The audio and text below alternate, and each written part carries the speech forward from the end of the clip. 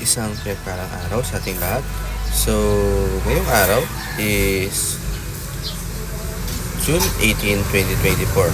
So, ngayon is ipagpapatuloy lang natin yung ating nasimulan series ng ating talakayan. Pero bago natin ipagpatuloy yung series natin tinalakay is muli muna nating balikan yung ating naging series last week.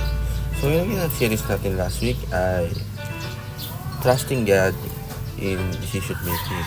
So, in decision making, ang pag-issue natin is napaka-importanting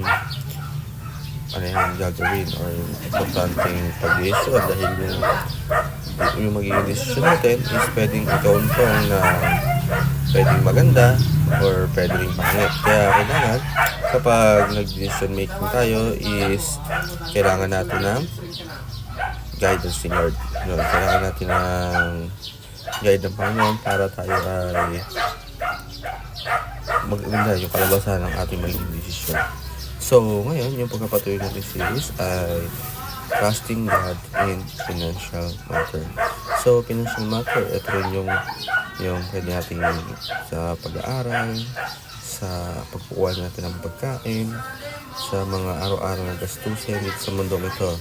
Kumbaga, pwede rin ito rin yung mga pwedeng masama at mga flesh.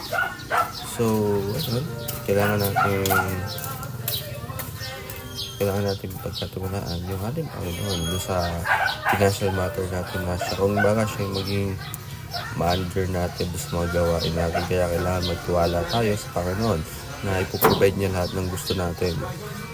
Kumbaga, kailangan pagtiwala tayo sa Kanya bukod sa mga pagtitiwala sa mga gagawin natin sa mundo ito. Kunyari, guidance lang, yung parang may plano ang Diyos para sa atin.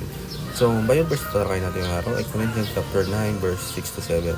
Sabi dito, remember this, whoever sow sparingly will also reap sparingly, and whoever sow generously will also reap generously. Each of you should give what you have decided in your heart to give, not reluctantly or under compulsion, for God love a cheerful giver. So, para lumayan ko yung ating talakayan, tayo dumako sa ating teaching at application. Ang una sa ating teaching, the New Testament teach sacrificial and voluntary giving. So, New Testament ay mga bagong salita or bagong balita ng Panginoon ay pala nagtuturo sa atin ng mga magpag-sacrificial ng mga bagay para lang may maganda yung kalabasan, and yung parang voluntary giving o yung parang mapagbigay tayo. Kanya ba sacrificial or voluntary, ito yung mag-example natin is yung oras.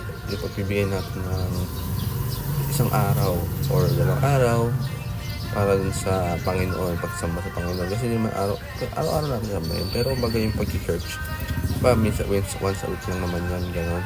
Pero yun yung parang sa sacrifice natin oras na yun, ay yung pagbibigay natin ng oras sa Panginoon na walang kapalit or hindi tayo napipilitan.